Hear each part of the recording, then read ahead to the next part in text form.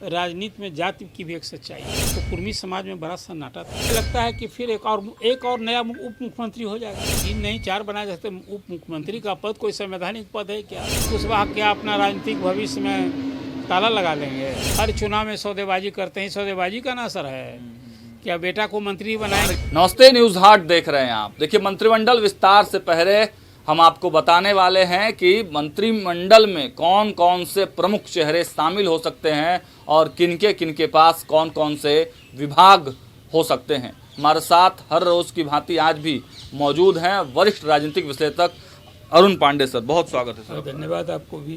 Sir, कल मंत्रिमंडल का विस्तार है और सबसे पहले निशांत और दीपक प्रकाश की चर्चा बड़ी जोरों पर है। पहला सवाल तो ये है कि क्या दोनों का किस्मत कल खुलेगा? अभी देखिए, नीतीश कुमार की जगह लाई ही क्यों गए हैं निशांत। नीतीश कुमार की राजनीतिक विरासत संभालने के लिए, जदयू का अस्तित्व बचाने और भविष्य को संवारने के लिए आए गए। तो अब राजनीति में सक्रिय हो गए हैं। आपने देखा कि उन्होंने चंपारण से पदयात्रा भी शुरू कर दी। वैशाली जाएंगे। अब पूरे बिहार में उनके अभी इस तरह से पीपुल्स कनेक्ट जिसको कहते हैं, जन संवाद का कार्यक्रम, लोगों से फीडबैक लेना और नीतीश कुमार के कार्यकाल में जो उनकी उपलब्धियां रही हैं उनके काम को जन जन तक पहुंचाना। और सबसे बड़ी बात है कि जदयू को बचाने के लिए, अस्तित्व को बचाने के लिए सब कुछ एक्टिव रखना।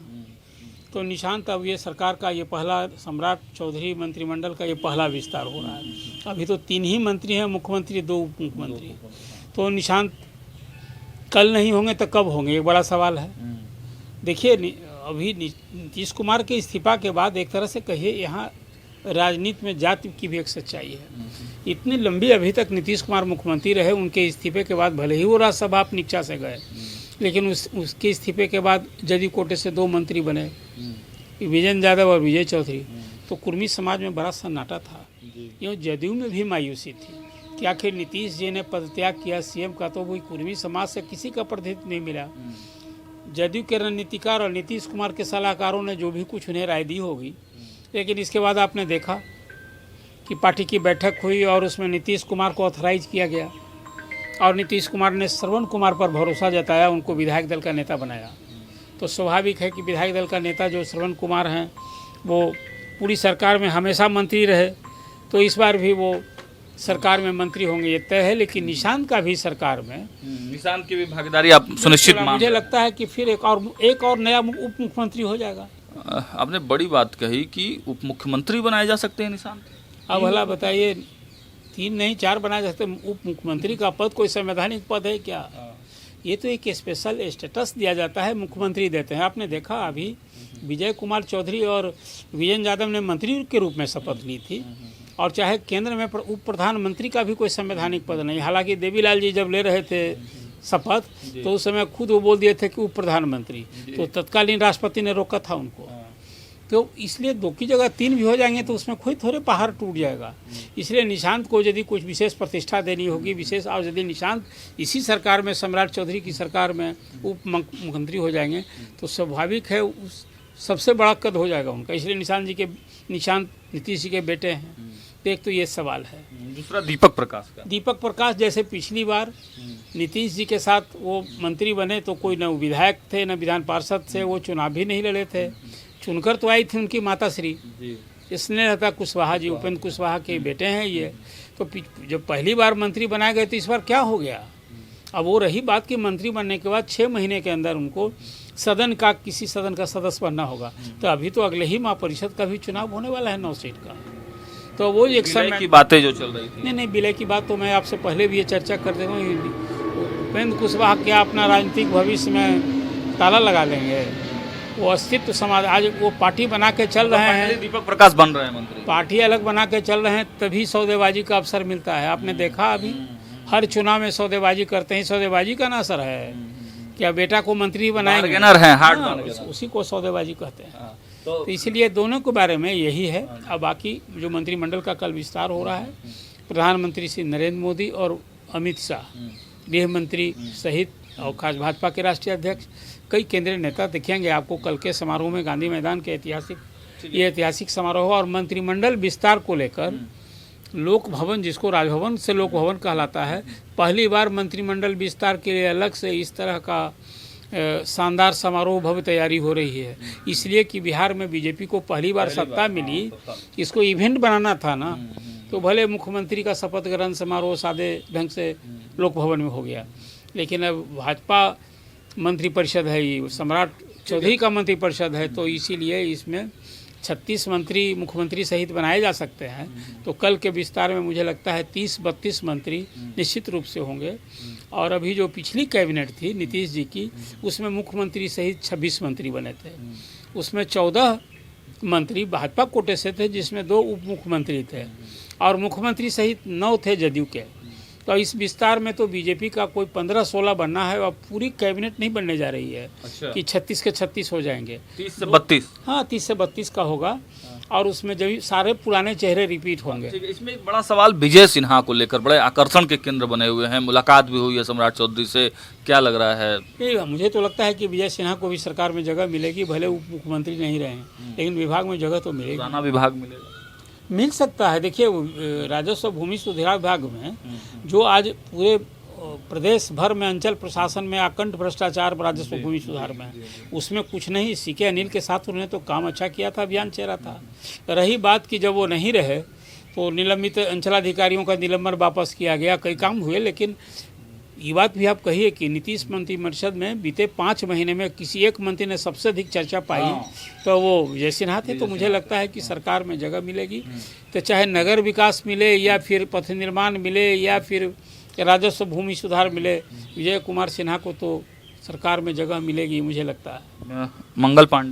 मंगल पांडे तो बीजेपी के बड़े नेता हैं और बंगाल जीत कराए। देखिए, बंगाल जीते हैं, वो एक अलग दायित्व था उनका संगठन का, वहाँ के प्रभारी। इनाम कुछ मिलेगा? अभी तो इनाम क्या, फिर रिपीट होंगे सरकार में, उनकी वरिष्ठता का है, ब्राह्मण कोटे से अभी तो अकेले वही देखते हैं। लगता है कि वो विभाग उन्हें वही मिलेगा। फिर वो तो विभागों में भी कोई बदलाव बहुत नहीं होगा, इसलिए कि नीतीश मंत्रिपरिषद के तो 5 ही महीना भी काम किया है, तो कोई विभाग में बहुत भारी उलट फेर नहीं हो। ये अलग है कि 4-5 मंत्रियों के पास कई विभाग थे। रामकृपाल यादव कृषि मंत्री थे, फिर कृषि देखेंगे। अब रामकृपाल यादव कृषि देख रहे हैं, तो इसमें क्या कुछ, तो विभाग कभी तो शुरू भी किया। देखिए, सारे होंगे कंफर्म। हाँ, रिपीट तो मंत्री भी बनेंगे, विभाग वही दिया जा सकता है। प्रमोद चंद्रवंशी सहकारिता विभाग के मंत्री बनाए गए थे। एक विभाग उनको और अभी मिल गया, जब वो एक विभाग वन पर्यावरण भी देख रहे तो सहकारिता मंत्री लगता है कि फिर रिपीट किए जा सकते हैं वो। उसके बाद संजीव चौरसिया की बहुत चर्चा है। अब संजीव चौरसिया को जगह मिलती है तो अब देखिए उनको नगर विकास मिलता है या फिर कोई और कौन सा विभाग मिलता है, लेकिन शामिल होने के लिए 2 नए चेहरे जो शामिल होने की चर्चा है, उसमें एक संजीव चौरसिया अति पिछड़ा कोटा से और नीतीश मिश्रा मिथिलांचल को ध्यान में, एक मिथिलांचल के एक प्रमुख चेहरा हैं।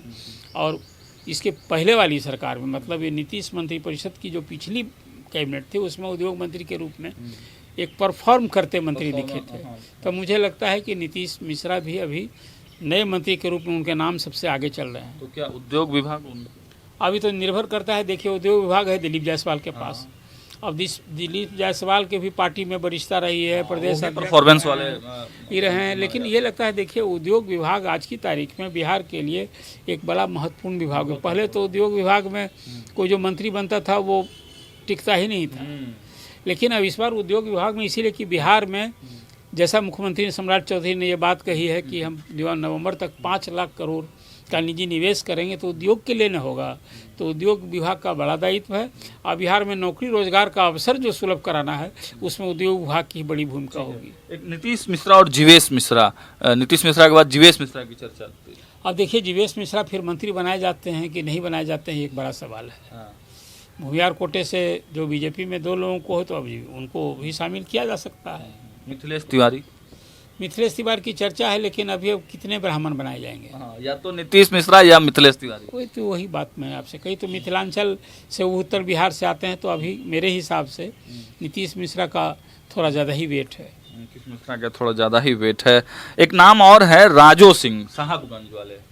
ये राजू सिंह, अब वो राजपूत कोटे की बात हो रही है, तो बबलू भी हैं वहाँ, नीरज बबलू भी है। हाँ, तो कोई एक तो शामिल किया जाएगा। अभी मैं देख रहा था आज आनंद मोहन की भी चेतावनी और धमकी। अब खाली जदयू कोटे में है, लेकिन अब के लिए चेतन आनंद को लेकर जो उनका रुख रवैया है, मुझे तो नहीं लगता है कि चेतन आनंद को कैबिनेट में मनजीत सिंह भारी पड़ रहे हैं। हाँ, मनजीत सिंह की चर्चा है और वो मंत्री बनाए जा सकते हैं। मंत्री बनाए जा सकते हैं। इसके बाद अशोक चौधरी की अगर बात करें, रमा निषाद की बात करें, अब देखिए ये सब तो नीतीश अशोक चौधरी तो फिक्स ही है। नहीं, नीतीश दरबार के ही लोग रत्न लोग हैं। तो रत्नों को कहीं छिपा कर रखा जाएगा, रत्नों को तो झलकाया नहीं जाता है। तो अशोक चौधरी उन्हीं रत्नों में, जमा खां को तो उनके एक अल्पसंख्यक होने का, और वो तो उनको वेट मिलेगा, कोई अल्पसंख्यक कल्याण मंत्री होगा, तो चेहरा तो बीजेपी ने किसी को दिया नहीं। इसके बाद एक नाम रमा निषाद की है, वो भी रिपीट हो सकती है। नहीं, रमा निषाद भी रिपीट होंगी, अति पिछड़ा समाज से आती हैं। वो तो एक तरह से कहिए कोई महिला मुख्यमंत्री की बात हो रही तो रमा निषाद की भी चर्चा हो रही थी। हम लोग बात कर लेते हैं थोड़ा सा चिराग पासवान की पार्टी और उपेंद्र कुशवाहा के बारे में तो आपने बता ही दिया, और हम को लेकर तो हम में संतोष सुमन ही तो वहाँ सब कुछ है, सर्वे सर्वा है, पार्टी के अध्यक्ष हैं, मांझी जी के सुपुत्र हैं, और वो जिस विभाग को संभाल रहे थे तो हमको लगता है विभाग भी रहेगा, और वो मंत्री उनका बनना तो तय है। चिराग के दोनों रिपीट होंगे। एक के बारे में कुछ सवाल उठाने, लेकिन लगता है वो तो पार्टी के एसेट हैं। अभी एक कार्यक्रम अब दूसरे प्रदेश में हुआ, दोनों रिपीट होंगे। दोनों रिपीट होंगे। मैथिली ठाकुर के बारे में आपने चर्चा की थी। अब फिर वो बीजेपी कोटे से किसका किसका नाम मैं गिनाऊं? अब वो बीजेपी कोटे श्रेयसी सिंह होंगी या एक अलग है, खिलाड़ी की पहचान है। तो अभी मुझे लगता है कि ठाकुर को, उनको अभी मैथिली ठाकुर को कुछ और अभी वेट करना पड़ेगा। अंतिम के एक दो सवाल इसमें चौंकाने वाले नामों में क्या लग रहा है कि क्या चौंकाने वाले नाम होंगे भाजपा कोटे से? क्योंकि जदयू में तो बहुत ज़्यादा चौंकाने वाले नाम नहीं दिखते। देखिए वहाँ स्कोप कम है। मैं असली बात ये कह रहा हूँ कि 2 उप मुख्यमंत्री सहित 14 मंत्री थे। अब सबको रिपीट किसको? अभी 5 महीने में अनफिट कीजिएगा कि भाई वो परफॉर्म नहीं किया। अब लोग चर्चा करते हैं 2 मंत्री हैं ऐसे, अभी नाम गिनाऊं तो उनके बारे में फिर आप कहेंगे कि भाई क्या वो अभी डाउटफुल हो रहा है उनका, तो अभी उनका सितारा क्यों अभी ताला लगा रहे हैं। लेकिन 2 यदि बंद किए जाएंगे तो 2 नए नाम आएंगे। तो चौंकाने वाले नाम तो 4-5 आपने कह दिया। इन्हीं नामों में से कोई चौंकाने वाला कोई नाम नहीं है, नहीं बनाया गया था। या 3 ही लोगों की मंत्रिपरिषद बनी और वेट करना पड़ा 15 अप्रैल के बाद, अभी 7 ये मई तक का इंतजार करना पड़े। तो यही चौंकाने वाली बात थी। इसके कारण हालत ये है कि बताओ 47 विभाग है। नीतीश जी ने 3 नया विभाग बनाया था, तो आज तो एक मंत्री के पास 4-5 विभाग है। तो ये तो मंत्रियों की संख्या तत्काल बढ़नी चाहिए। नकोर से याद देखिए, आज तीसरी कैबिनेट की बैठक होने जा रही है। ठीक है, अंतिम सवाल है, सम्राट चौधरी की कैबिनेट का एक्सपेंशन है, कितना चलेगा सम्राट जी का? देखिए, सम्राट चौधरी की पार्टी हाईकमान वाली पार्टी है। तो हाईकमान जब मुहर लगेगी तभी है। वो 1-2 किसी को उनकी पसंदगी नापसंदगी का हो सकता है, लेकिन सम्राट चौधरी ने जब अभी ये राजनीतिक यात्रा मुख्यमंत्री के रूप में शुरू की है तो किसी की नाराजगी क्यों मोल लेंगे? तो जो केंद्र कहे वही सही। अच्छा, जो प्रधानमंत्री अमित शाह कहेंगे उसमें कहीं कोई नाकुर नुकुर होगा क्या? इसलिए मुझे लगता है कि सम्राट चौधरी तो नेता वही हैं, लेकिन वहाँ हाईकमान है। हाईकमान तय करता है चेहरा कौन, विभाग कौन, मंत्री कौन। उसमें सम्राट चौधरी को कोई पता कहा भी था उन्होंने मीडिया से, जब हम सब लोग से मुखातिब थे तो उन्होंने कहा कि भाई जो केंद्रीय नेतृत्व जिसको कहेगा उसमें मुझे क्या करना है, जिसको कहेगा मंत्री बनाएंगे, जो विभाग कहेगा वो हम देंगे।